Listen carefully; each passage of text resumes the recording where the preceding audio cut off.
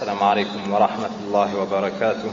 الحمد لله والصلاة والسلام على رسول الله وعلى آله وصحبه ومن والاه. أما بعد،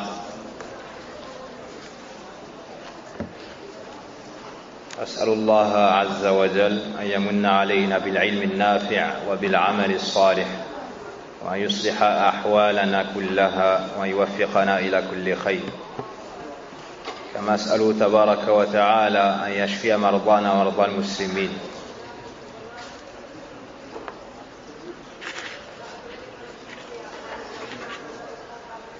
وبعد، ما زلنا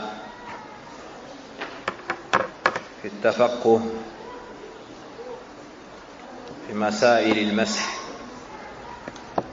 وبفضل الله سبحانه وتعالى أخذنا مسائل أو جل مسائل المسح على الخفين، ودخلنا في المسح على الجبيرة ولله الحمد.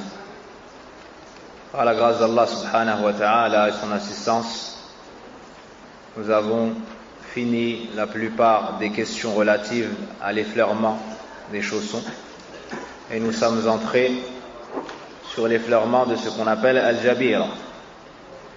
Ma yudhakkiruna bi ma'na al-jabira.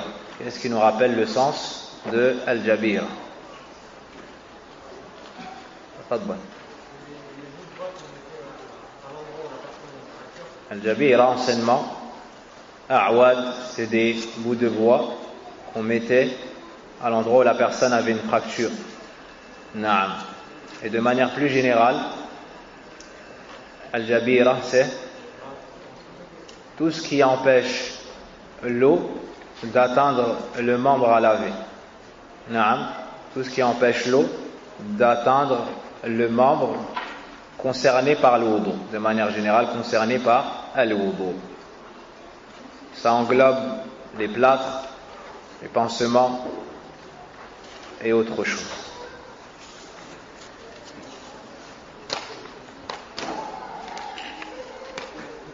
Ma dalil ala jawazi al-mashi ala al-jabira.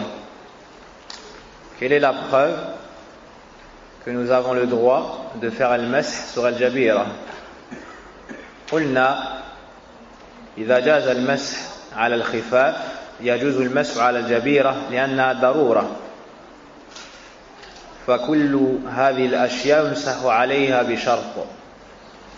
Donc les savants ont dit, Ibn Uthaymin nous dit que les savants ont dit, si l'effleurement des chaussons est permis, alors l'effleurement sur al-jabira l'est à plus forte raison, car c'est un cas de grande nécessité.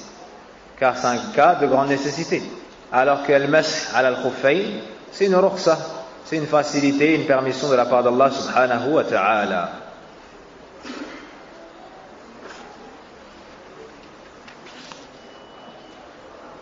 Qu'en est-il de la personne qui a dépassé la limite dans al-jabira au point où il ne peut pas passer l'eau sur un membre concerné par al-wudu? Naam. Donc il a mis, ou s'est fait mettre al-jabira, mais a dépassé la mesure nécessaire. Il a dépassé la mesure nécessaire. Quel est le jugement de son action? Naam.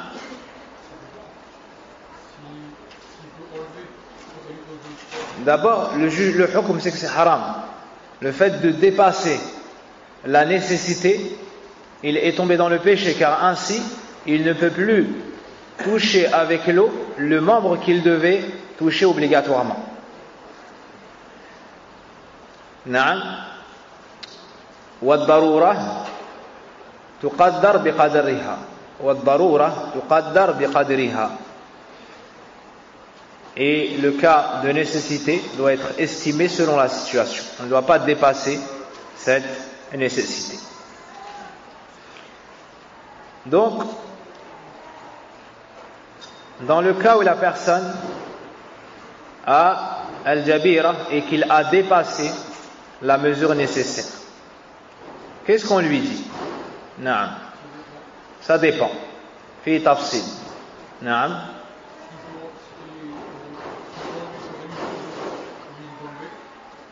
Comment? S'il peut enlever la partie qu'il y a en trop sans que ça ne lui cause de tort, alors on lui dit de l'enlever. Naam, alors on lui dit de l'enlever. Par exemple, une personne a un pansement pour la main, mais ça a dépassé le niveau au point où il arrive au coude. Et lui en avait besoin jusque, par exemple, un peu, il y a quelques centimètres au-dessus du poignet. Cette personne, on lui dit, enlève tout ce qui dépasse ce centimètre au-dessus du poignet. Si ça ne te cause pas de tort, il l'enlève et il fait le wudu. Il fera le mash sur al-jabira et il lave le reste. Naam. Ensuite, si ça lui nuit, il laisse cela et il fait le mash dessus. Naam. La personne qui est blessée, comment est-ce qu'elle fera sa purification? La personne qui est blessée, comment est-ce qu'elle fera sa purification? Premièrement, si sa blessure est ouverte et que ne lui nuit pas le fait de passer l'eau ou de laver cet endroit s'il doit être lavé, à ce moment-là, yajibu alayhi al-ghasl. À ce moment-là, il a l'obligation de laver. Le deuxième cas, il a une blessure mais qui est couverte par un pansement ou autre. À ce moment-là, il fera al-mash, il fera l'effleurement dessus. Le troisième cas, sa blessure est découverte. De passer de l'eau, de mettre de l'eau, de laver, cela lui nuirait. Mais il peut effleurer, il peut passer sa main mouillée sans que ça lui nuise, sans que cela lui nuise. Alors on lui dit de faire le mash. Le quatrième cas, il a une blessure. Il ne peut ni laver ce membre, ni l'effleurer. Il peut ni laver ce membre, ni l'effleurer, car les deux lui nuiraient. À ce moment-là, qu'est-ce qu'on lui dit de faire? Naam. At-tayammum. Il fait que at-tayammum? Indaman. Naam. Yatawadda. Il fait le wudu. Et l'endroit qu'il ne peut pas ni laver ni essuyer, pour cela il fera at-tayammum. D'accord? Pour cela il fera at-tayammum. Et le chapitre sur at-tayammum viendra incha'Allah ta'ala après le chapitre sur al-ghusl. Après le chapitre sur al-ghusl. Et on avait cité certaines différences entre al-mash al-khuffayn ou al-mash al-jabira. Al-mash al-khuffayn, ou plutôt al-mash al-jabira, concerne tous les membres de l'wudu, n'importe quel membre. Alors qu'al-mash al-khuffayn, c'est propre aux pieds. Al-mash al-jabira n'est pas restreint par un temps. Tant qu'il y a la nécessité, on le fait. Alors que le mash al-khuffayn, 1 jour et 1 nuit pour le résident, 3 jours et 3 nuits pour le voyageur. Al-mash al-jabira, ça c'est un des points à retenir et important, c'est qu'on le fait pour la personne qui fait la purification mineure, mais aussi la purification majeure, c'est-à-dire même pour le ghusl, il y a ce jugement concernant le jabira.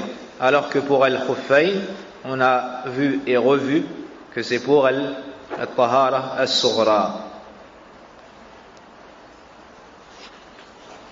On a cité encore d'autres différences. Le chapitre qui suit, al-mas'u ala al-imama. Al-imama, ma yu'ammamu bihi al-ra's wa tukawwaru alayha. Al-imama, c'est ce qu'on pourrait appeler le turban. Ce qu'on pourrait appeler le turban.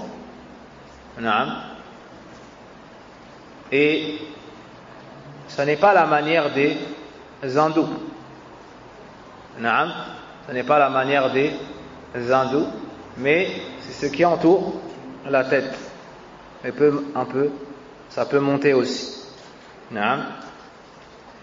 Et en France, l'imam n'est pas répandu, car la plupart des musulmans de France viennent du Maghreb et d'Afrique. Et ce qui est connu au Maghreb, comment est-ce qu'on appelle ça en Fusha? Hein? Comment est-ce qu'on appelle ça en Fusha? قلنسوة. كنت تعرف الجواب؟ نعم. قلنسوة. Comment est-ce que vous dites? Shia, Taqiyya, Naam, Qulansouwa. Et en France, celui qui met une imama, comme c'est connu, dans les pays du Golfe, du Kharij, au Yémen et dans d'autres pays, on croit que tu as un tabligh. Sahih? Alors que, ils ne mettent pas la imama de la manière la plus esthétique, disons. L'imama, min as-sunnah. D'accord? L'imama, c'est une sunnah, bima'na, c'est une chose qui était faite et connue chez les Arabes, et le prophète sallam l'a portée. Donc on ne pense pas qu'un qui a une imama, c'est un tabligh là. هذا غلط.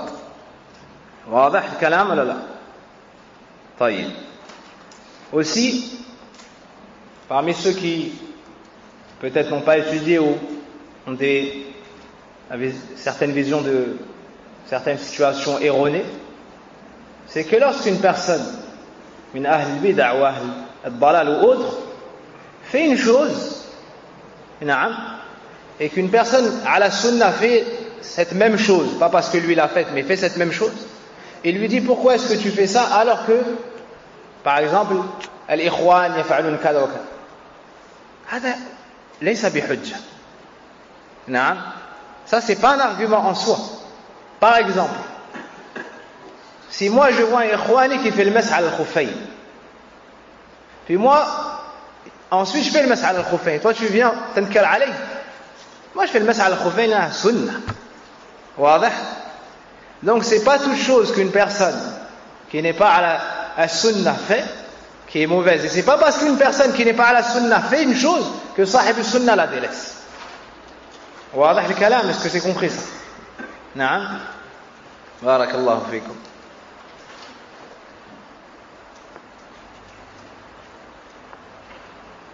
La preuve que al-mas' ala al-imama est mashru' hadith al-Mughira ابن شعبة رضي الله عنه أن النبي صلى الله عليه وسلم مسح على عمامته على العمامة والناصية والخفين. المغيرة رضي الله عنه nous dit le prophète صلى الله عليه وسلم a fait le masih et ici trois choses.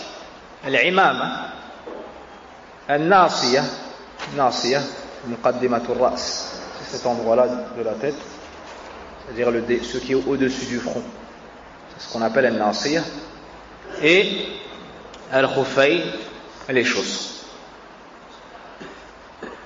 Donc certaines imams, on la porte et on découvre un peu ici, on la porte, ça entoure la tête, mais on découvre là. Le prophète sallam, lorsqu'il a fait le masih, les mains mouillées, il a fait ainsi.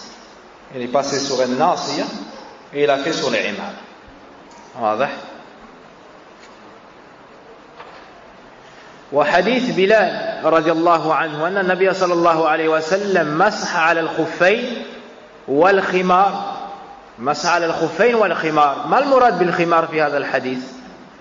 ماذا قال علماؤنا؟ Donc dans ce hadith, le prophète Bilal رضي الله عنه nous dit que le prophète sallallahu alayhi wa sallam a fait le masih sur al-khuffayn, les chaussons, et al-khimar. Qu'est-ce qui est voulu par le khimar dans ce hadith? Si on parle d'une femme, c'est quoi le khimar? Le khimar, c'est ce qu'elle porte sur sa tête. Khimar al-mar'a, ma talbasu al-mar'a ala ra'siha. C'est ce qu'elle porte sur sa tête. On appelle ça un khimar. واضح? طيب, ici on parle du prophète sallallahu alayhi wa sallam. نعم.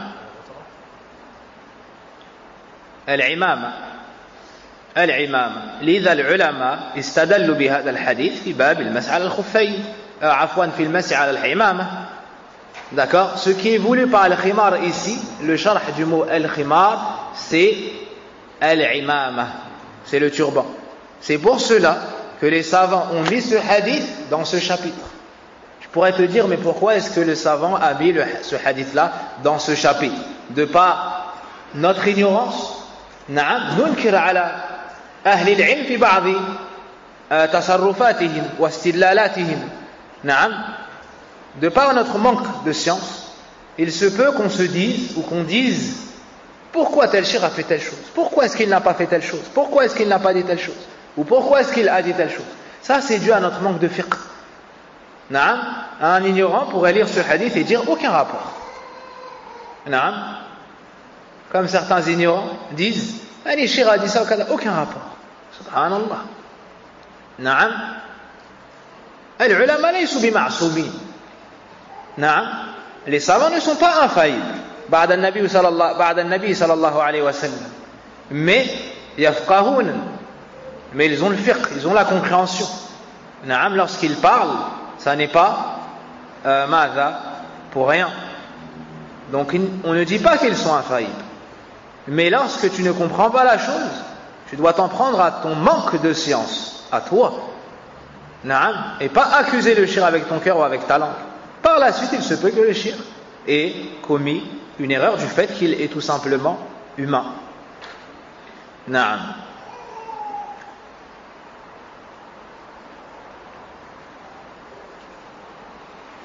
Une remarque pour celui qui porte l'imam. Pour celui qui porte l'imam, dont le début de la tête, al-nasiya, donc au-dessus du front, est découvert. Quel est le jugement du masih sur al-nasiya pour celui qui a l'imam? Quel est le jugement du masih al-nasiya, muqaddimatul ras, ce qui est au-dessus du front, pour celui qui porte l'imam? Laysa biwajib. Pour celui qui porte l'imam, de faire le masih sur le début de la tête, en commençant par le front, n'est pas à ce moment-là une obligation. S'il a l'imam, l'obligation, c'est de faire le masih sur l'imam. Sur l'imam. Et le masih ala al-nasiyah, dans ce cas-là, c'est mustahab. Dans ce cas-là, c'est mustahab, c'est recommandé.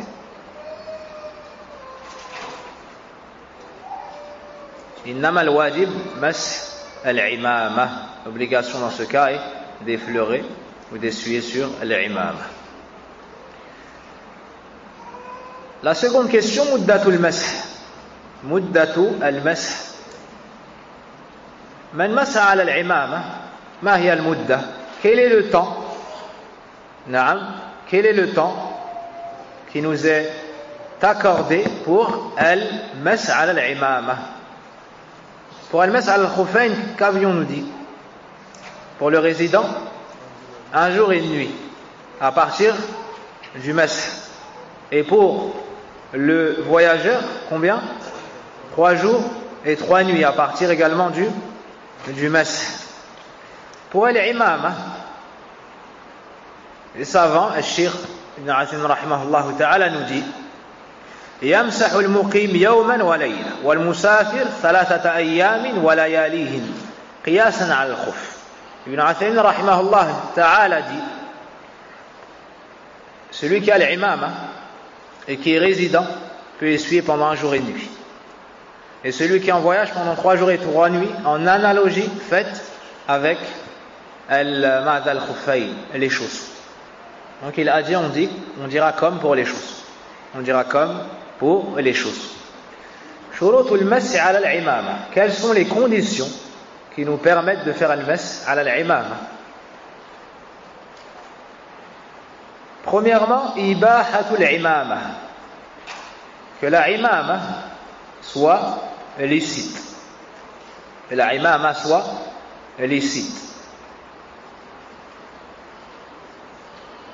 Qu'elle ne soit pas, par exemple, volée. Deuxièmement, taharatuha. Que la imama soit pure. Que la imama soit pure. Elle ne doit pas être najisa.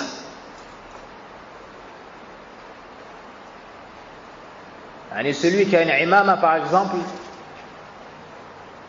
faite de peau de porc, Il peut faire le mes? Non. De peau de chien. Il peut faire le mes? Non. Wahakala. Naam. Et celui qui a une impureté, pas une najasa ayniyah mais hukmiyah, naam, lui que devra-t-il faire s'il veut faire salat? Il enlève cette impureté. Il nettoie cette impureté, il pourra faire ça. La troisième condition, an takuna al-imama lirrajul. La troisième condition, que la imama soit à un homme. Pourquoi? لأن المرأة لا يجوز لها أن تلبس العمامة, car la femme n'a pas la permission de porter l'imama. L'imama fait partie des vêtements des hommes. Fait partie des vêtements des hommes. Est-ce que la femme a le droit de ressembler à l'homme? Là, c'est min kaba'ir adh-dhunub. Ça fait partie des grands péchés.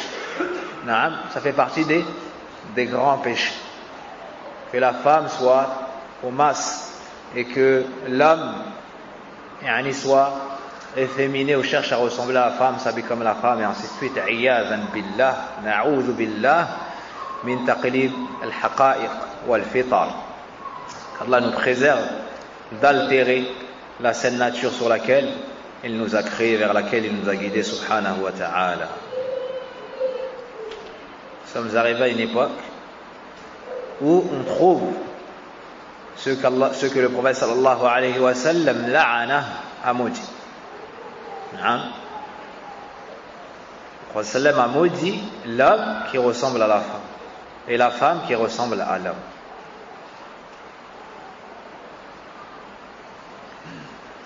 La quatrième condition,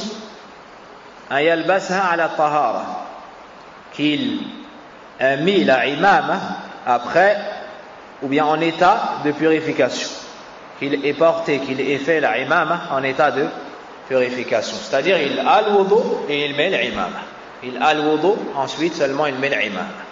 On prend de la parole du shir que celui qui n'a pas le wudu, qui met l'imama, c'est au moment de faire le wudu. Au moment de faire le wudu, il devra faire quoi?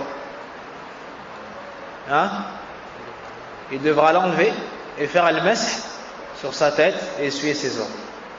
Barakallahu fiik. La cinquième condition, an tastura ar-ra's, an tastura jami' ar-ra's illa ma jarat bihi al-'ada. La cinquième condition, que la imama couvre entièrement la tête, sauf ce qui est découvert de manière générale dans les habitudes. Que la imama couvre la tête, sauf les parties qui, en général, ou dans les habitudes des gens, sont découvertes. Comme un nasiya, par exemple. Comme un nasiya, par exemple.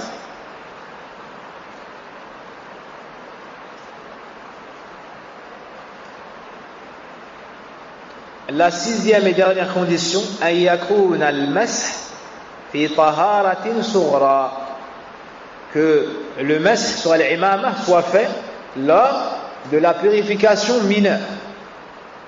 Lors de la purification mineure. Mais celui qui doit faire le ghusl, est-ce qu'il peut faire le masih sur l'imama? Non. Une autre question. La femme qui fait le lavage après le hayd, après les menstrues, est-ce qu'elle peut faire le masih sur l'imama? Oui ou non? Oui ou non? Non? Pourquoi non? Aslahakallah. Là tu reconnais celui qui dort de celui qui ne dort pas, les yeux ouverts pendant le dars. Fadal. Parce que l'imama ça concerne que les hommes, la femme elle ne met pas l'imama. Si la femme elle met l'imama, tu dois avoir peur. C'est pas normal. Wadah. L'imama c'est pour les rijal. Même si je sais, nous sommes arrivés à une époque où des femmes prennent les choses qui concernent que les hommes.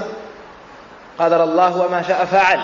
Mais quand même l'imama, Allahu a'lam, on n'est pas arrivé encore à ce stade-là dans taqlib al-haqa'iq.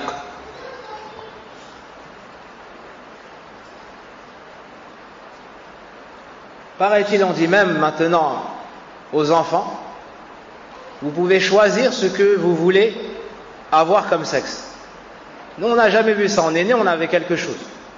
واضح? T'es un rajoul ou t'as pas quelque chose, t'es une mar'a. Amma, tu dis de toi-même, tu peux choisir. On n'a jamais vu un homme accoucher. Sahih ou la? Ou non? Subhanallah. Haoula, a'jazun nas, ces gens-là les plus faibles, on leur demande de tous s'unir et de créer une mouche. Après cela, on entame le débat sur le reste. Amma, ils n'arrivent pas à créer une mouche. Et ils veulent faire comprendre, ou ils veulent faire croire à nos enfants qui ont plus de aql qu'eux, qu'ils peuvent choisir ou... Là, Ibni, ma yusaddiqu lak abadan. Jamais mon fils ne te croira sur un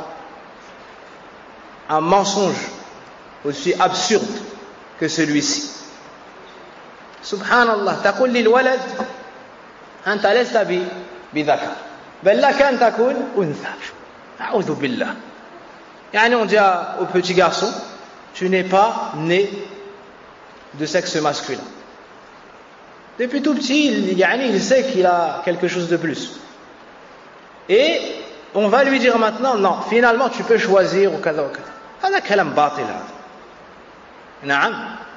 Même les animaux ne sont pas descendus à ce niveau-là. Ils savent le mâle, ils savent que c'est un mâle. صحيح ولا لا? Ou non? La femelle, elle sait que c'est une femelle.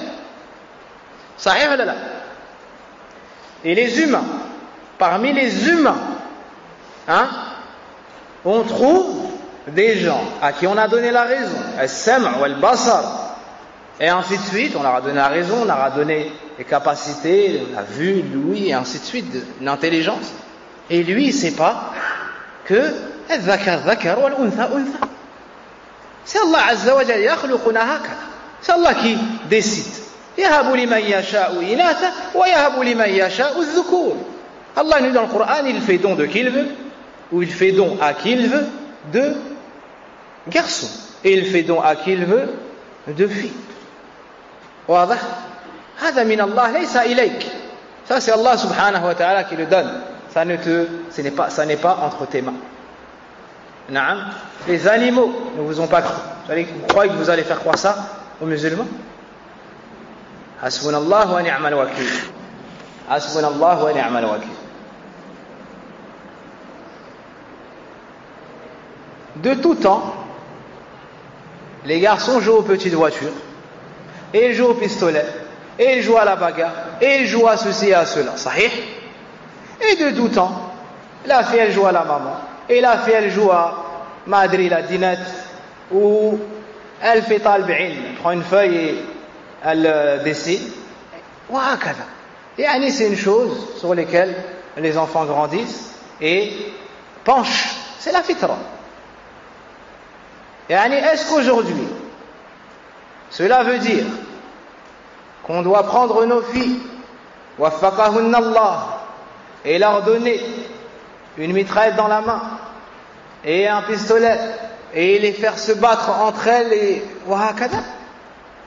hakada, pour qu'elles puissent penser qu'elle a une chance de devenir un jour un garçon, ou il y a des choses que je n'ose pas dire.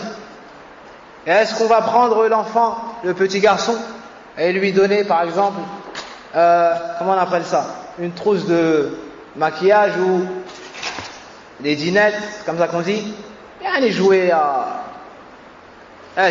éduquer des enfants et des choses comme ça, et on prend les garçons et les met dans ça. هكذا يريدون. نعم وحسبنا الله ونعم الوكيل وحسبنا الله ونعم الوكيل. أما le sujet que la femme elle commande l'homme et que ça je rentre pas dans ça. نعم, pour ne pas blesser certaines personnes qui sont dans de grandes difficultés. أصلح الله الأمور. On revient à notre cours.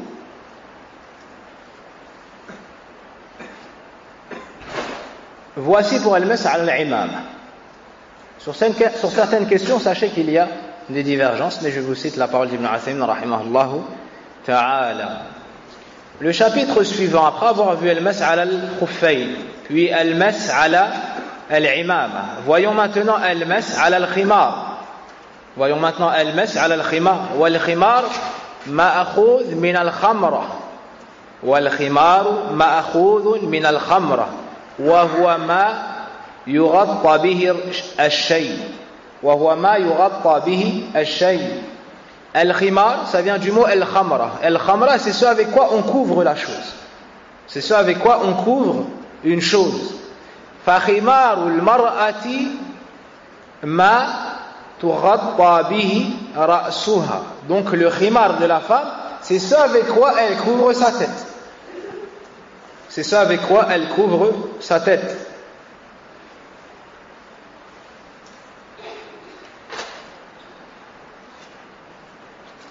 ومن باب الفائدة, certaines personnes durant le cours tentent de poser des questions en vain, et certaines personnes à la fin du cours tentent de poser certaines questions aussi en vain, souvent parce que ça n'est pas le moment adéquat. Tu poses une question par exemple sur le khimar, le chapitre du khimar va venir, incha'Allah ta'ala. Donc tu étudies la leçon, tu cherches à comprendre la leçon, tu notes ce qui te pose problème, et à la fin, lorsque le sujet est fini, si tu n'as pas compris, tu détailles, tu cherches à détailler, tu cherches à avoir plus d'informations, tu questionnes ou haka. C'est ainsi qu'il faut faire. Quant au fait de poser la question avant, pendant le dars, il se peut que la réponse arrive. Et toi, tu interromps, du moins tu tentes, parce que le cours on ne l'interrompt pas ici, mais tu tentes de le faire, et ça ne te fait que perdre du temps. Donc ça, c'est un adab à avoir dans le cours. Alhamdulillah, les frères ici, pour la plupart, 99,9% long. On n'interrompt pas ainsi le cours, car il se peut que la réponse ou le sujet qui t'intéresse particulièrement vienne durant le cours. Si le sujet a été traité et qu'il te reste ensuite une zone d'ombre où tu as un doute sur la compréhension, à ce moment-là, c'est sage de poser quand même ta question. Ou si le sujet change. Ou si le sujet change. Barakallahu fikum.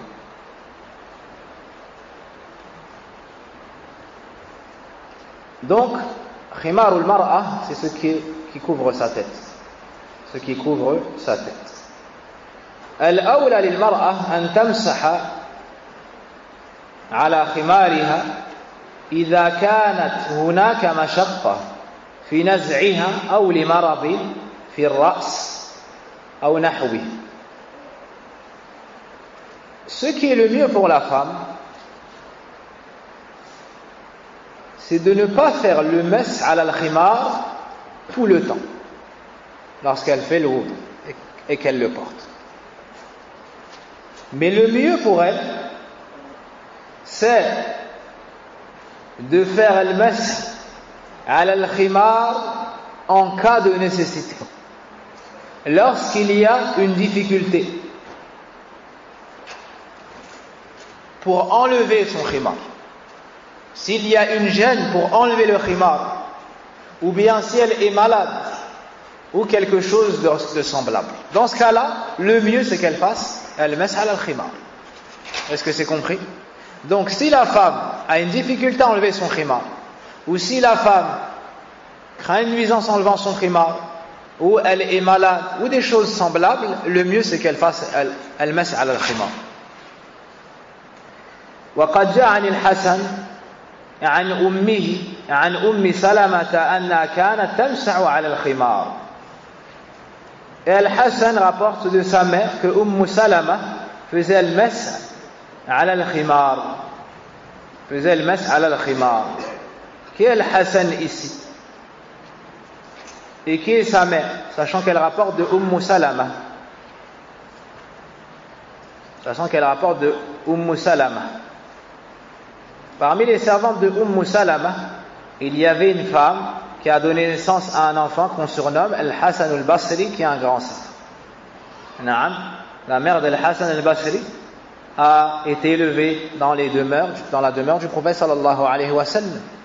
D'accord?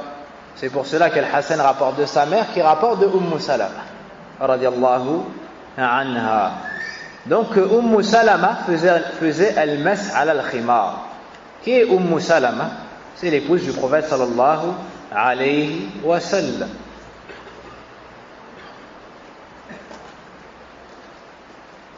Quel jour sommes-nous? Vendredi. Pour mercredi, Inch'Allah Ta'ala, un devoir que je donne à nos sœurs, waffaqahunallah, à faire pour mercredi prochain, à l'écrit. Vous allez me citer dans l'ordre de mariage toutes les épouses du prophète sallallahu alayhi wa sallam. Je répète la question. Je ne pose pas cette question aux hommes, je sais que 99% ne seraient pas capables de répondre. Je pose cette question aux femmes. Naam. Wallahu a'lam. Donc, toutes les épouses du prophète sallallahu alayhi wa sallam, premièrement, et avec une condition, dans l'ordre de mariage. Et ce point-là a son importance. Si vous ne faites pas dans l'ordre de mariage, il y aura au moins une faute. Naam. Donc dans l'ordre de mariage, de aqd. Wadah. La semaine prochaine, Inch'Allah Ta'ala, vous faites passer cet exercice. Et il nous convient de connaître les épouses du prophète sallam, la sira du prophète sallallahu alayhi wa sallam. Et parmi les prêcheurs, ceux que j'ai vu le plus accorder d'importance à cela, deux frères, waffaqahum Allah. Le frère Abdul Malik Abu Imran, le frère Abdul Malik Abu Imran qui habite à côté et qui fait le khutbah blanc-minil. Jazallahu khayran, yahtam jiddan bis-sira. Des années, yad'u ila ma'rifati an-nabi sallallahu alayhi wa sallam. Yad'u ila Allah la yu'arrifa an-nabi sallallahu alayhi wa sallam ila an-nas. Et le deuxième frère, le frère Sadaq Abu Yahya waffaqahullah, jazahullahu khayran, et il fait partie des peu de personnes à qui Allah Azza wa Jalla a accordé la réussite afin d'enseigner entièrement Al-Shama'il. Naam. Al-Shama'il de l'imam al-Tirmidhi, Abu Isa rahimahullah ta'ala, en prenant le charh de Cheikh Abdul Razzaq al-Badr hafidahullah ta'ala. Et je vous encourage à tirer profit de ces audios. Quant à celui qui est arabophone, Al-Cheikh Abdul Razzaq hafidahullah ta'ala a ces audios sur son site, Al-Badr. Naam.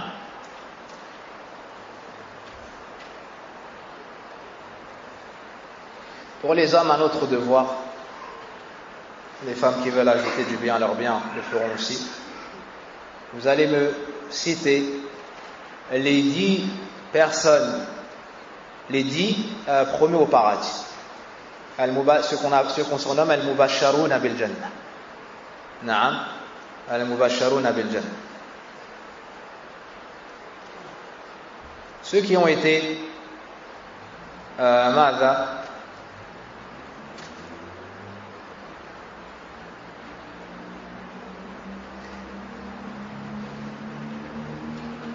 promis au paradis sont plus que 10. Mais ces 10-là, on les appelle ceux qui ont reçu la bonne nouvelle du paradis, car ils ont été cités dans le même hadith. À la suite. Donc pour la semaine prochaine, Inch'Allah Ta'ala, vous me citerez ceux.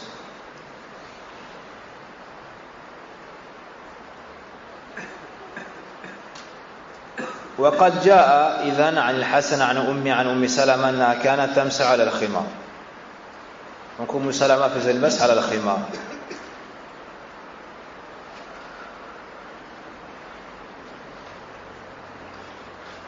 Et certains savants ont dit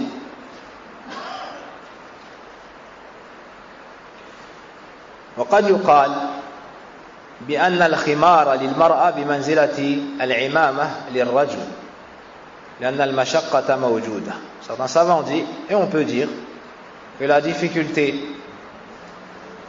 concernant le khimar pour la femme est semblable à celle de la difficulté concernant l'homme pour l'imam. Donc tout comme on peut faire le mash ala l'imam, la femme peut faire le mash ala al-khimar.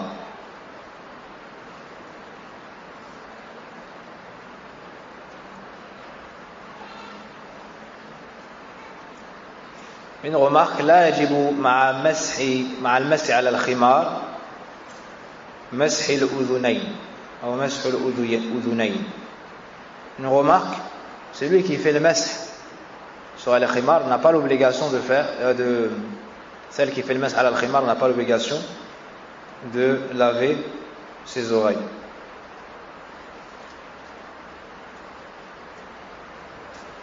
Le chapitre suivant, Babul Ghusl.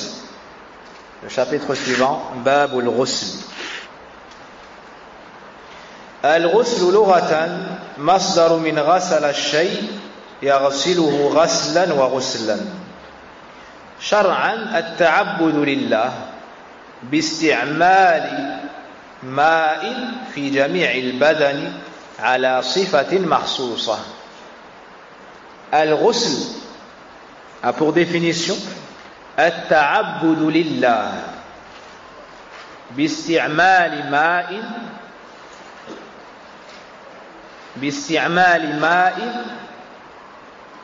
في جميع البدن على صفة مخصوصة. Al-ghusl dans la religion est une adoration qu'on voue à Allah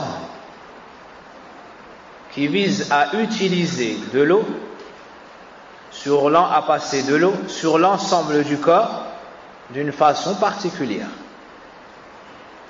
D'une façon particulière.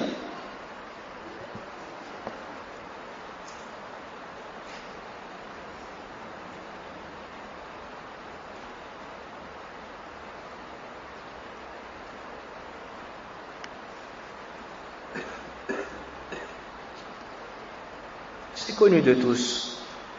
أظن. قال الله سبحانه وتعالى. Ou avant cela, ما حكم الغسل? Quel est le jugement religieux du ghusl? Quel est le jugement religieux du ghusl? Qu'est-ce qui répond à cette question? Je ne te donnerai pas la parole car je n'ai pas envie que tu te trompes. عند من؟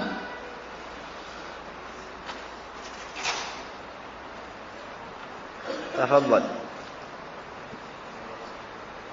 C'est une adoration? D'accord. Lorsque je dis le jugement, c'est-à-dire, est-ce que c'est wajib? Est-ce que c'est mandoub? Est-ce que c'est mubah? Est-ce que c'est makrouh? Ou bien est-ce que c'est muharram? Est-ce que c'est obligatoire ou interdit? Est-ce que c'est recommandé ou détestable? Ou est-ce que c'est tout simplement permis?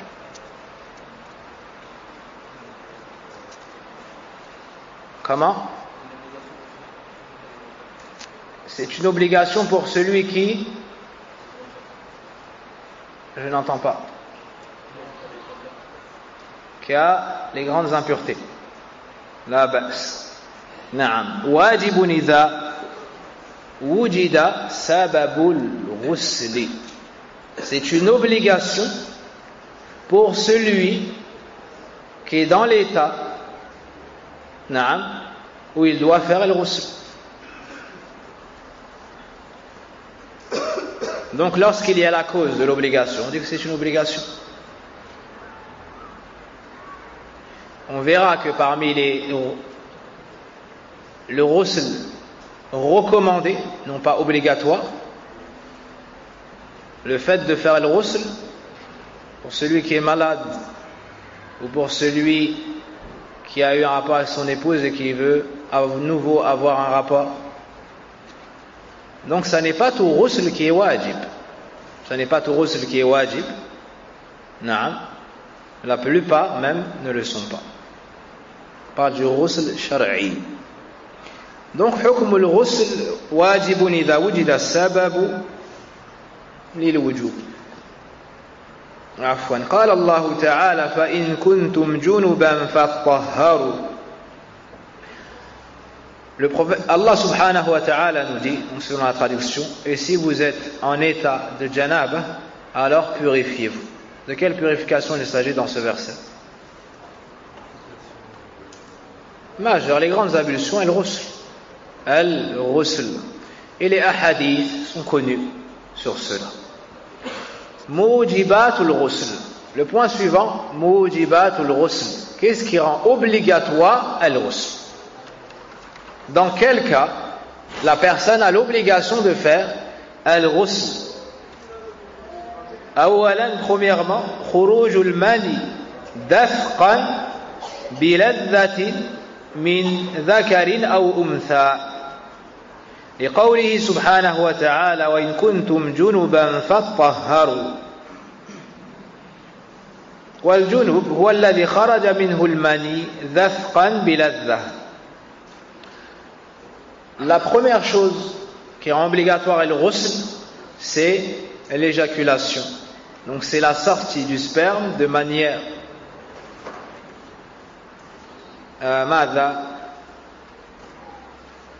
comment est-ce qu'on va traduire dafqan? C'est le terme exact en français, c'est l'éjaculation, mais c'est-à-dire que ça sort avec une certaine pression. Ça c'est la première chose. Donc pour le premier point, la sortie du sperme de manière vive, je ne sais pas comment traduire, biladha, avec plaisir. Que cela soit de l'homme ou bien de la femme.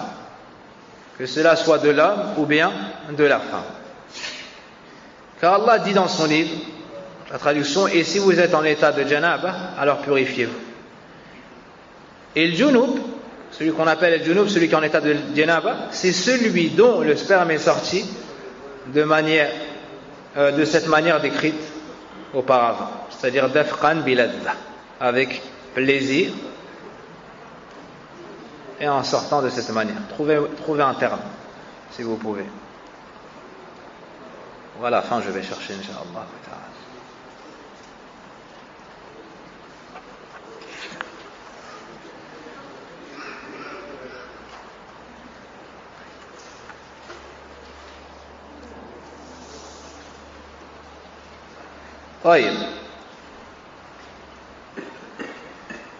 Si le liquide, donc le sperme sort en effusion,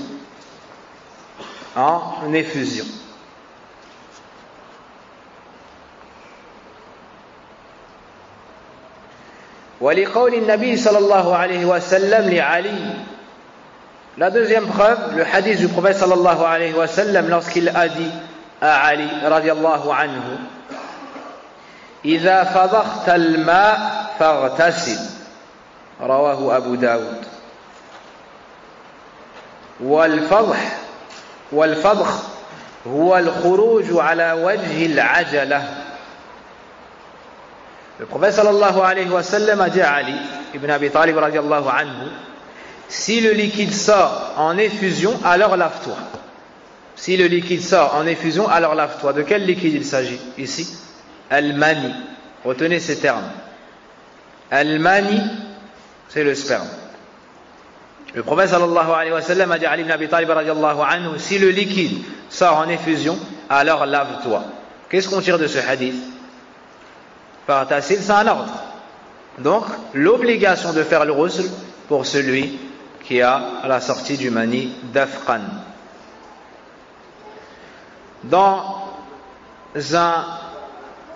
Pour expliquer le mot, al-fadkh huwa al-khuruj ala wajhi al-ajala. Al-fadkh, c'est lorsque la chose sort de manière rapide. وقال النبي صلى الله عليه وسلم كما خرجه مسلم رحمه الله تعالى الماء من الماء. Donc l'eau pour l'eau. Dans le cas où il y a l'eau, tu as l'obligation d'utiliser l'eau. Donc le premier terme utilisé, al-ma, l'eau, de quelle eau il s'agit? C'est l'eau normale. D'accord? C'est l'eau normale. L'eau pure. Min al-ma, s'il y a l'eau, le liquide. On traduira ici par le liquide. De quel liquide est-ce qu'il s'agit ici? Al-mani. Al-mani. Rawahu Muslim. Tanbih, une remarque importante et qui allégera beaucoup, ou bien certaines personnes. Yushtaratu ad-dafqu biladha للمستيقظ بخلاف النائم فإنه لا يشترط الدفق بلذة لأن النائم قد لا يحس به ولقوله صلى الله عليه وسلم لما سألته أم سليم إذن عن أم سلمة رضي الله عنها قالت أم سليم يا رسول الله إن الله لا يستحي من الحق أفعل المرأة غسل إذا هي احتلمت؟ قال نعم إذا رأت الماء أي المني رواه البخاري ومسلم. Une remarque, c'est que quand je vous ai dit ça allégera certaines personnes, je pensais à la seconde remarque, pas celle-ci. Donc la première remarque, c'est que l'effusion, le fait que ça sorte de manière rapide et qu'on ressente le plaisir, c'est une condition pour celui qui est éveillé. C'est une condition pour celui qui est réveillé. C'est clair? Quant à celui qui dort, on ne conditionne pas ces deux choses-là. Pourquoi? Tout simplement car il ne peut ne pas ressentir. Il se réveille et il trouve le liquide. Est-ce que dans son cas on lui dit tu n'as pas besoin de faire le roussel? Car il n'a pas il ne sait pas s'il est sorti d'Afghan et il ne sait pas ou plutôt il n'a pas ressenti le plaisir. Non, ça c'est une condition pour celui qui est réveillé. Ce sont des conditions pour celui qui est réveillé. Quant à celui qui dort, la condition c'est qu'il trouve le liquide. S'il voit le liquide, il fait al-ghusl. La preuve de cela, il a le hadith de Salama radiyallahu anha. Qui est Salama? Naam, c'est la femme du prophète sallallahu alayhi wa sallam. Elle dit Sulaym radiyallahu anha, radiyallahu anhuma, a dit au messager d'Allah, certes Allah ne se gêne pas de la vérité. Certes Allah n'a pas honte de la vérité. Est-ce que la femme doit faire le grand lavage si elle fait un rêve érotique? C'est-à-dire si elle fait un rêve, si elle fait un rêve érotique, c'est wadah incha'Allah.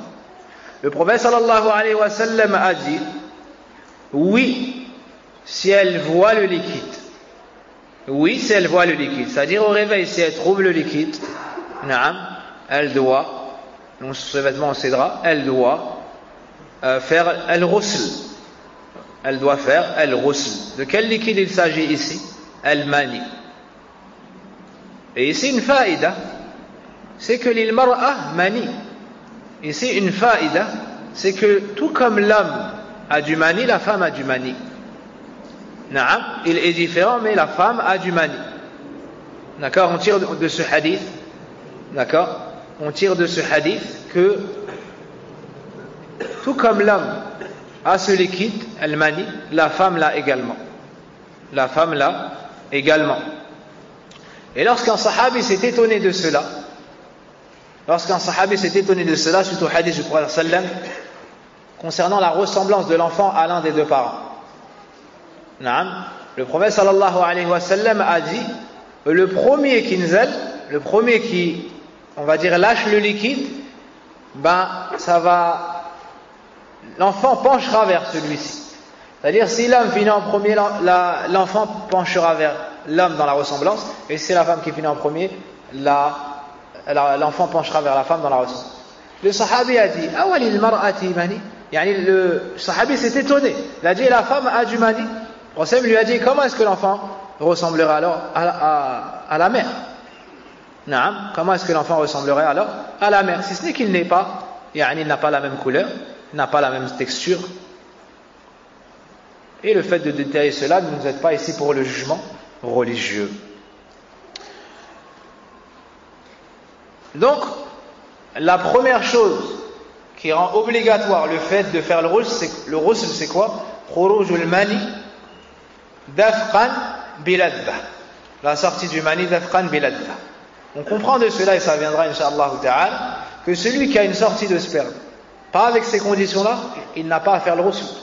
Il n'a pas l'obligation de faire le ghusl. D'accord? Ça n'est pas avec désir, ou ça n'est pas sorti, il n'a pas eu d'éjaculation, il n'a pas l'obligation de faire al-ghusl. Sorti par exemple par maladie ou à cause du froid ou d'autres causes. Al-mujibu thani, la deuxième chose qui rend obligatoire à la personne le fait de faire le ghusl, taghibu hashafatin asliyatin fi farjin asli wa illam yahsul al-inzal. la deuxième chose qui rend obligatoire le ghusl, c'est le contact entre les deux organes sexuels de base d'un homme et d'une femme. Le contact entre les deux organes sexuels de base chez un homme entre un homme et une femme, même si ce rapport n'a pas été jusqu'au bout. En d'autres termes, même si ça n'a pas été jusqu'à l'éjaculation. Donc là, le deuxième cas, d'abord je répète et je détaille quelque peu les termes. Taribu hashafatin asliya fi fardin asl. Donc c'est le fait que l'homme mette sa verge dans le sexe de la femme, au point où le bout, c'est-à-dire l'endroit qui est circoncis, on ne le voit plus. D'accord? Donc il entre au point où on ne voit plus le bout de sa verge. C'est-à-dire, pour être plus précis, l'endroit où l'on circoncit la personne. Si on découvrait j'ai oublié le nom de ce bout de peau, le prépuce, naam, cet endroit-là, naam, pour pas dire plus, s'il se perd dans le sexe de la femme, de base, donc le bout de l'homme de base, dans le sexe d'une femme de base, donc une femme, naam, de base, à ce moment-là, ils ont l'obligation de faire le ghusl, même si ils n'ont pas fini ce rapport et même s'il n'y a pas eu d'éjaculation. Est-ce que c'est clair? Pour expliquer les termes de cette condition, hashafatin asliya, donc la partie de l'homme de base. Pourquoi est-ce que les savants, les fuqaha ont dit de base? لأن الإنسان قد لا يكون له آلة, car l'homme peut avoir un handicap, d'accord? Il peut ne pas avoir de verge, d'accord? Il peut ne pas avoir de verge, mais on lui met quelque chose d'autre, ou il utilise quelque chose d'autre. À ce moment-là, il n'a pas l'obligation, lui, de faire al-ghusl. Donc, si le bout de sa verge disparaît dans le vagin de la femme, il a l'obligation de faire le ghusl. Ils ont l'obligation de faire le ghusl. Et les savants disent asliya, de base, car il se peut que la personne n'ait pas ce membre, naam, dû à un handicap. La preuve de cela, قال النبي صلى الله عليه وسلم إذا جلس أي الرجل بين شعبها الأربع ومسح الختان وجب الغسل. Le prophète sallallahu alayhi wa sallam dit, si il se met entre ses quatre membres, donc si l'homme se met sur la femme, les quatre membres ce sont les deux bras et les deux jambes, et que l'endroit de la circoncision touche l'autre, ils ont l'obligation de faire le ghusl. Ils ont l'obligation de faire le ghusl. L'endroit de la circoncision touche l'autre, c'est ce que je vous ai expliqué. Que le bout du sexe de l'homme jusqu'à l'endroit de la circoncision entre dans le vagin de la femme. Si cela arrive, le prophète sallallahu alayhi wa sallam a dit wajab al-ghusl. ولحديث أبي هريرة رضي الله عنه أن النبي صلى الله عليه وسلم قال إذا جلس بين شعبها الأربع ثم جهدها فقد وجب الغسل. وفي رواية أنزل أم لم ينزل رواه مسلم وأحمد. Le prophète sallallahu alayhi wa sallam dit, comme dans le hadith d'Abi Huraira, apporté par l'imam Muslim Ahmed, si il se met entre ses quatre membres, donc si l'homme se met sur la femme, les quatre membres sont ses bras et ses jambes, puis Yani si l'homme se met entre les 4 membres donc de la femme, puis il y a pénétration, yani ils ont un rapport, on va dire, puis ils ont un rapport, alors ils ont l'obligation de faire le ghusl. Ils ont l'obligation de faire le lavage. Dans une autre version du hadith, qu'il y ait éjaculation ou non, qu'il y ait la sortie du liquide ou non. Donc ceci est la preuve de tout ce qui a été cité avant par Cheikh hafidhahullahu ta'ala wa rahimahullahu ta'ala. والفرج غير الأصلي لا تتعلق به الأحكام. Quant au sexe qui n'est pas de base, s'il est artificiel, il n'y a pas de ahkam, il n'y a pas de jugement religieux qui s'y rapporte. On ne parlera pas de ghusl ou de pas ghusl. Ces ahkam, les jugements religieux ne sont pas relatifs à cet appareil.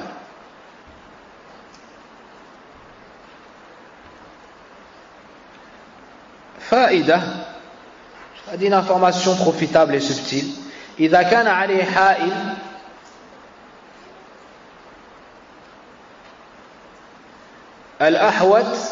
الأحوط أن يغتسل.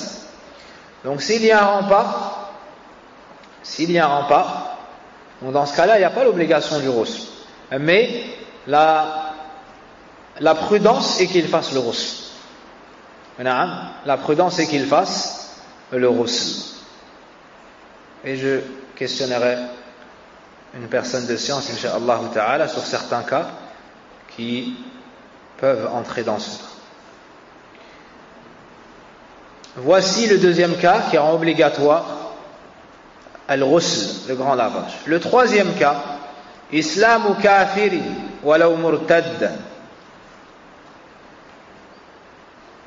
Le troisième cas, la conversion du mécréant à l'islam. Si une personne embrasse l'islam, elle fait al-ghusl, même si c'était un apostat, quelqu'un qui avait renié la religion d'Allah subhanahu wa ta'ala. لأمر النبي صلى الله عليه وسلم قيس ابن عاصم حين أسلم يغتسل بماء وسدر والأصل في الأمر أنه للوجوب. Le troisième cas qui rend obligatoire le ghusl, la conversion à l'islam. Car le prophète sallallahu alayhi wa sallam a ordonné à Qais ibn Asim, lorsqu'il s'est converti, de se laver avec de l'eau et du cidre. Le cidre donne une odeur. Et la base dans l'ordre, c'est que c'est l'obligation. Quatrièmement, la quatrième chose qui rend obligatoire, al-ghusl, al-maut, la mort. Allah husn al-khatima.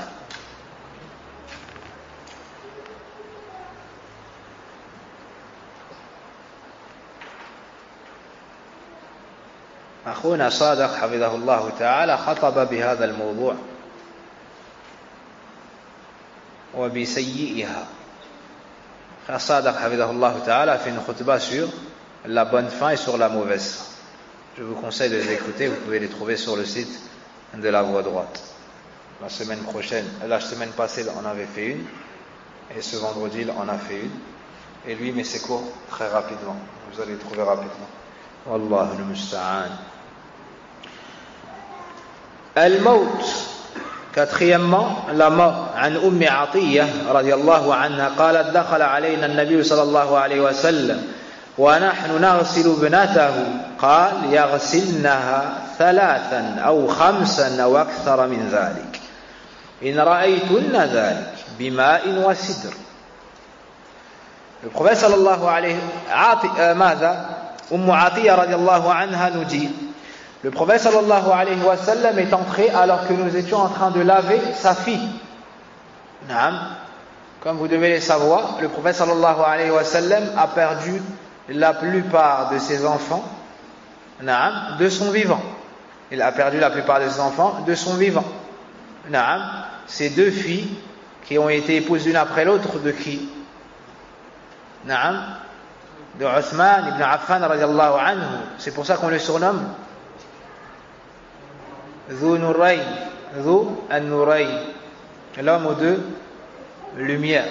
Naam, en faisant en référence à Zaynab et Umm Kalthoum.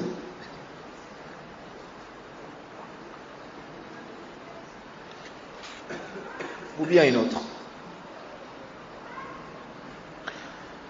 Donc, il est entré alors qu'elles étaient en train de laver sa fille. Il nous a dit,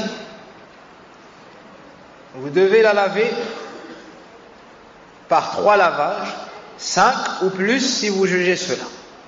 Si vous jugez qu'il y a une nécessité dans cela. Avec de l'eau et du cidre. Avec de l'eau et du cidre.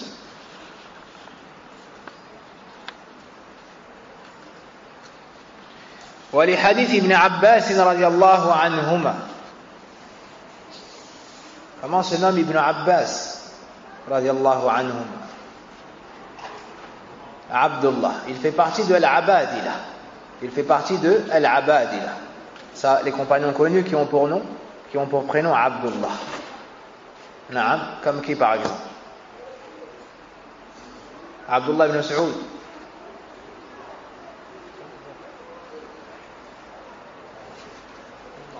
Abdullah ibn Umar. Naam, comment est-ce qu'on les surnomme? Al-Abadila. Naam, le pluriel du deux, Abdullah, serviteur d'Allah. Et c'est le fils de qui? Ibn Abbas veut dire littéralement le fils de Al-Abbas. Naam, et qui était Al-Abbas pour le prophète sallallahu alayhi wa sallam? Naam, son oncle. Naam, c'était son oncle. Pour information, mon cher frère, sache qu'il y a un hadith où le prophète sallam dit de ne pas s'appuyer ainsi. Tu vois exactement comme tu étais, le prophète sallam dit de ne pas s'appuyer ainsi. Hafizakallah, jazakallahu khayran. Allah nous facilite à mettre en pratique lorsqu'on entend un hadith du prophète sallam aussi bien que tu le fais toi. Hafizakallah. Donc comme nous a dit notre cher frère, quel est ton prénom? Allahu Akbar. Abdullah. Remercie tes parents pour t'avoir donné le meilleur des noms. Naam. Allah karamuk. Donc comme nous a dit notre frère Abdullah, que Al-Abbas est radiallahu anhu, l'oncle du prophète sallam. Et les oncles du prophète sallam se divisent en 3. Rappelez-moi de vous citer cela à la fin du cours. Rappelez-moi de vous faire de vous citer cela à la fin du cours. Inch'Allah.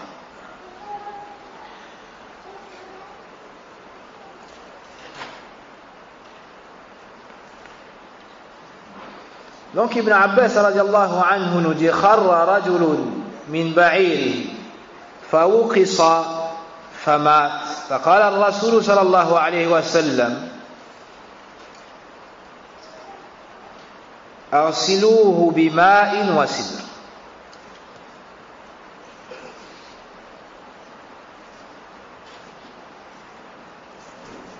أو يغسلوه بماء وسدر. يغسلوه بماء وسدر. Un homme est tombé de son chameau et s'est fait marcher sur le cou. Naam. Il est tombé et il s'est fait marcher sur le cou, il s'est fait piétiner. Il est donc décédé. Il est mort.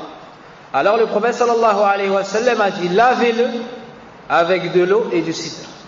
Lavez-le avec de l'eau et du cidre. Tous ces hadiths nous montrent quoi? Le caractère légiféré et même l'obligation, comme a dit le cheikh, de laver le mort musulman. De laver le mort musulman. On a vu combien de points? 4. Quel était le premier? L'éjaculation, la sortie du sperme. Dafran biladha. Naam, ça sort de manière rapide et avec plaisir. Si la personne est réveillée. Si elle n'est pas réveillée, qu'elle trouve l'eau au réveil. Qu'elle trouve le liquide au réveil. Deuxième point. Le contact entre les deux organes, celui de l'homme et de la femme de base. Naam.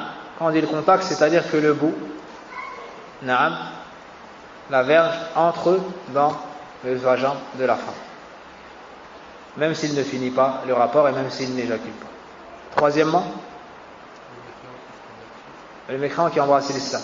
Et quatrièmement,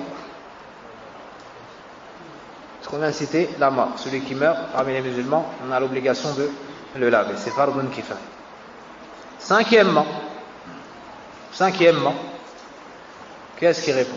C'est très facile. Naam. On commence à entendre les femmes, on ne devrait pas les entendre.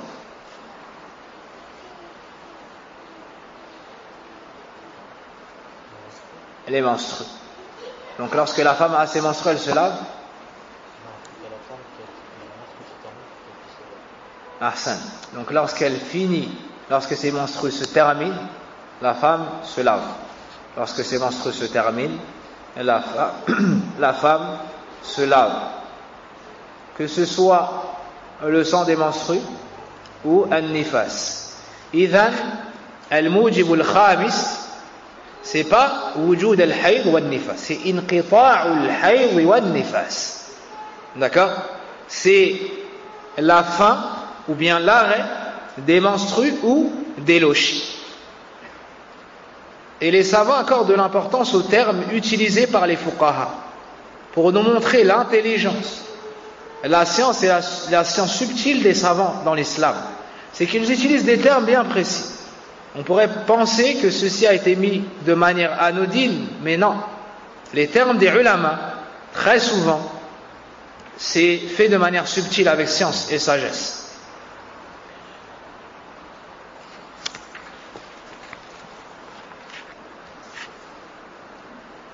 Donc l'arrêt de l'écoulement du sang des menstrues ou des lochis. Les menstrues, c'est connu, c'est les règles. Et les lochis, c'est quoi? Les lochis, c'est quoi? Taïb, qui n'est pas marié? Lève la main.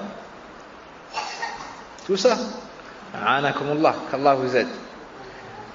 Taïb, Ant, c'est quoi les lochis? Là. C'est pour ça que j'ai demandé des gens pas mariés, pour qu'ils soient excusés. Le frère a dit des pertes blanches. Anta ba'id an as-sawab. La réponse est loin de la bonne réponse.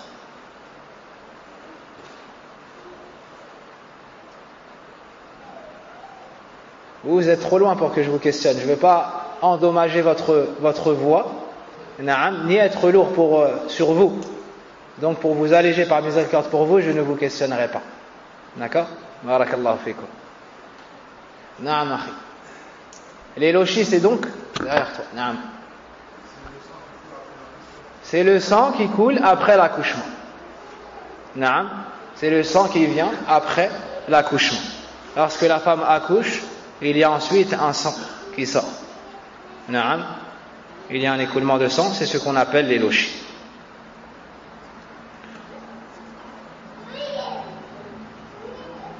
Et on a avec nous un frère biologiste, il nous rédigera quelque chose, Inch'Allah, sur Mada, sur Al-Hayd, pour qu'on s'instruise plus, et les lochis, Naam, et les différents liquides. Et il nous a déjà fait profiter de certaines de ses connaissances. Et il y a une sœur aussi, Jazahallahu khayran, qui m'avait fait parvenir un bahth sur Al-Hayd très profitable. Naam, qu'est-ce que c'est que les menstrues, et ainsi de suite, d'où ça vient, certaines sagesses, et ainsi de suite. Wafaqaha Allah. قال الله سبحانه وتعالى ولا تقربوهن حتى يطهرن فإذا تطهرن فأتوهن من حيث أمركم الله. Dans Sourate Al-Baqarah, Allah subhanahu wa ta'ala, si je ne me trompe pas, le verset 222, Allah subhanahu wa ta'ala nous dit: et ne les approchez pas, c'est-à-dire vos épouses, ou bien les femmes qui vous sont licites, jusqu'à ce qu'elles se purifient. Jusqu'à ce qu'elles se purifient. De quoi? Des menstrues. Faïda tatahharna, et lorsqu'elles se sont purifiées, et lavées, fa'tuhunna, donc il y a une divergence sur ça, fa'tuhunna min haythu amarakumullah. Alors commercez avec elles par où Allah vous a ordonné, c'est-à-dire permis. لأن القاعدة الأصولية تقول الأمر بعد الحظر يرجعه إلى ما كان قبل الحظر. Ici c'est un ordre. فأتوهن من حيث أمركم الله. نعم.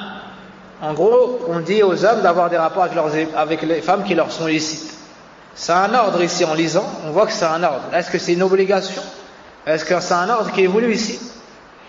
Al-Usuliyun, on cite une règle religieuse qui est que lorsqu'on nous donne un ordre dans le dîn, après nous l'avoir interdit, lorsqu'on nous donne un ordre, après l'avoir interdit, quel sera le jugement?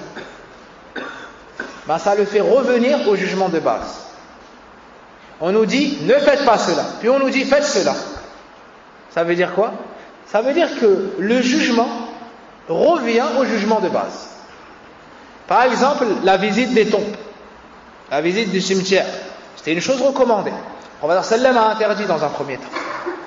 Puis il a dit kuntu qad nahaytukum an ziyarati al-qubur ala fazuruha fa innaha tudhakkirukum al-maut. Je vous avais auparavant interdit la visite des cimetières et maintenant je vous l'ordonne, visitez-les. Naam. Ou plutôt je vous avais interdit auparavant la visite des cimetières, visitez-les, désormais visitez-les, car elle vous rappelle l'au-delà. Visitez-les, c'est un ordre. Et nous on cite souvent, naam, dans nos cours quoi? Al-amru lil-wujub, c'est un ordre donc c'est une obligation, c'est un ordre donc c'est une obligation. Donc quelqu'un pourrait dire, mais ici alors, c'est un ordre donc c'est une obligation. La réponse à ce ishkal, ce que vous voulez d'entendre. L'ordre après l'interdit redonne le jugement de base. Redonne le jugement de base. Ça peut être permis, ça peut être recommandé, par exemple.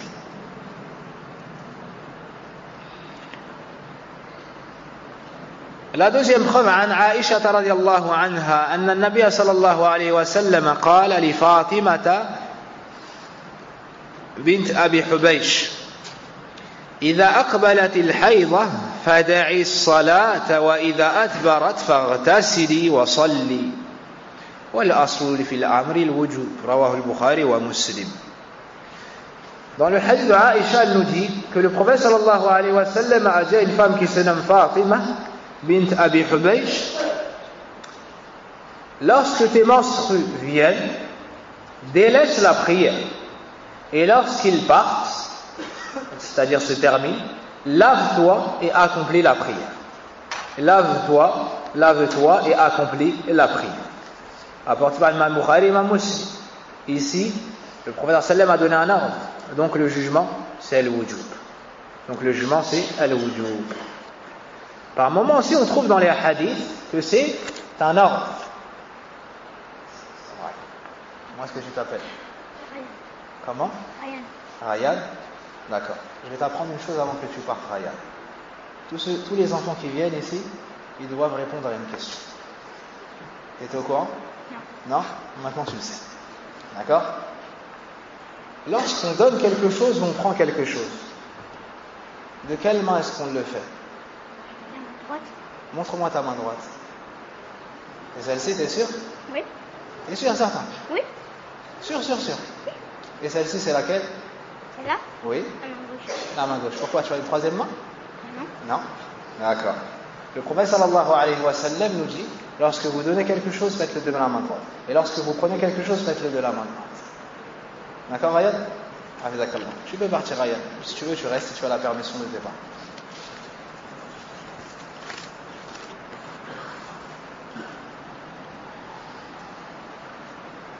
وأجمع العلماء على وجوب الاغتسال من دم الحيض والنفاس. Il y a le consensus des savants sur l'obligation du grand lavage lorsque il y a l'arrêt des menstrues et des lochis.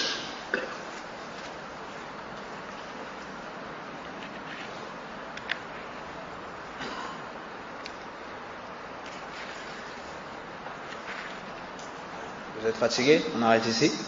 Vous voulez qu'on poursuive? Si on poursuit, c'est sifatul ras, ou bien l'irtisal. C'est comment faire le ghusl. Il y a deux manières.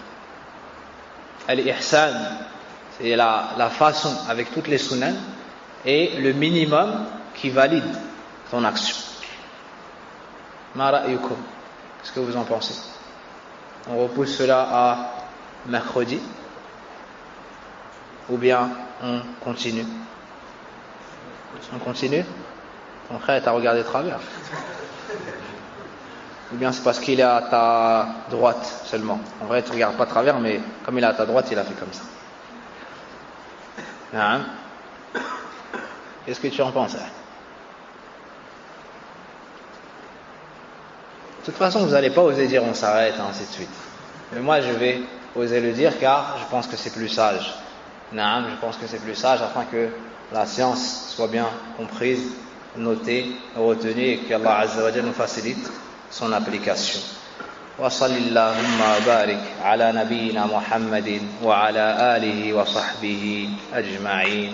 Subhanaka Allahumma wa bihamdik ashhadu an la ilaha illa ant astaghfiruka wa atubu ilayk. Et il y a certaines personnes qui sont malades, comme l'épouse d'un de nos chers pères qui vient à la mosquée et qui est tous les jours pratiquement, toute l'année pratiquement au saf al-awwal. Jazahullahu khayran, rajul abid, nahsabu kadhalik wallahu hasibu. Son épouse a subi une intervention aujourd'hui. Nas'alullah subhanahu wa ta'ala rahman rahimin an yamunna alayha bishifa at-tamma. Donc on invoque Allah Azza wa Jalla en sa faveur afin qu'il lui accorde la guérison. Tout comme on invoque Allah Azza wa Jalla qu'il accorde la guérison à l'ensemble des musulmans et qu'il dissipe les soucis des musulmans.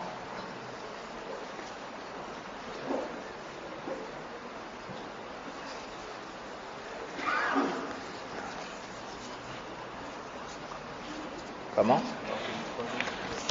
Ahsan, barakallahu fik. Donc, comme vous le voyez, ma mémoire est en, comment est-ce qu'on dit, en déficience ou à une défaillance. Tu dis oui en plus? Non, t'as raison. T'as raison. Ma'adha, le frère Jazallahu khayran, Allah lui a facilité à se rappeler ce que j'ai oublié. Donc, les savants disent que les oncles du prophète sallam se divisent en trois. Quelle est cette division? Quelle est cette division?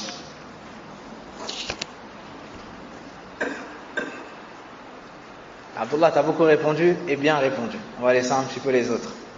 Soma na'am. Premièrement, les oncles qui ont suivi le prophète sallallahu alayhi wa sallam dans la religion. Le meilleur d'entre eux, c'est qui?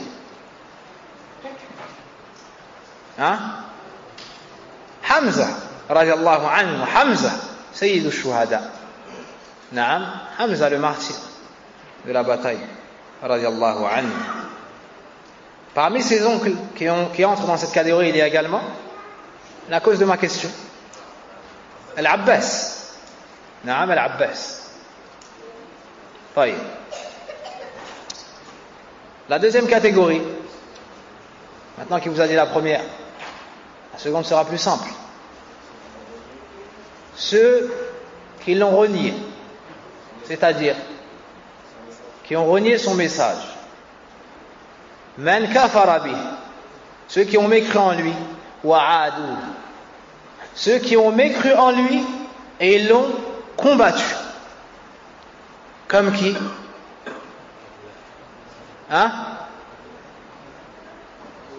Abu Lahab. Abu Lahab.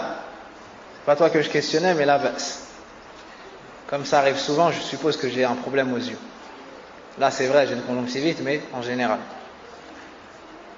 Ma'adha, comme Abu Lahab. Et Abu Lahab, Allah Azza wa Jalla l'a humilié dans le Coran, lorsqu'il a voulu humilier la mère des créatures d'Allah Azza wa Jalla. Celui qui nuit à un wali d'Allah subhanahu wa ta'ala, c'est sa sanction. Tabbat yada, bismillah, a'udhu billahi minash shaytanir rajim, bismillahir rahmanir rahim, tabbat yada abi lahabin wa tab. Naam, Allah Azza wa Jalla a révélé du Coran pour lui donner ce qu'il a mérité. Naam, lui et son épouse, car son épouse l'a suivi dans le mal, iyadhan billah. La troisième catégorie est plus complexe peut-être à trouver.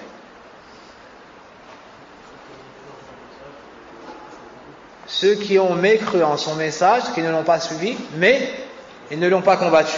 Ils l'ont soutenu, ils l'ont défendu. C'est une personne. Indaman. Abdullah. Abu Talib. Abu Talib. T'es trop loin. Je ne vais pas te gêner dans ta voix. Naam. Abu Talib. Abu Talib, est-ce qu'il s'est converti à l'islam? Non. Est-ce qu'il a unifié Allah subhanahu wa ta'ala? Est-ce qu'il a fait shahada?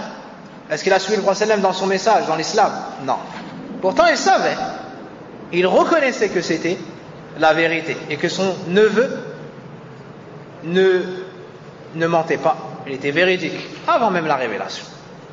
Mais l'orgueil et la honte d'être critiqué par son peuple et aussi en signe de vœu et de suivi des ancêtres, il a refusé de sortir de la voie de ses ancêtres pour embrasser la religion du prophète Mohammed sallallahu alayhi wa sallam, car pour eux c'est un grand manque de respect envers leurs parents et envers leurs ancêtres. Ça c'est un sujet très important à suivre, à traiter. Donc Abu Talib, qui nous répète les trois catégories donc du prophète sallallahu alayhi wa sallam, qui a jamais parlé dans la cité. Levez la main. طيب تفضل. Répète-nous les trois catégories d'oncles du prophète sallallahu alayhi wa sallam. Ses oncles qui l'ont aidé, soutenu et ont cru en son message. Il y a par exemple Hamza. طيب. Deuxième catégorie, ceux qui ont mécru en lui et l'ont combattu. Il y a par exemple Abu Lahab. Et ceux qui, troisièmement, ceux qui ne l'ont pas suivi dans la religion, mais ne l'ont pas combattu, ils l'ont soutenu, ils l'ont défendu. Naam. Par exemple, ou bien c'est Abu Talib. Naam.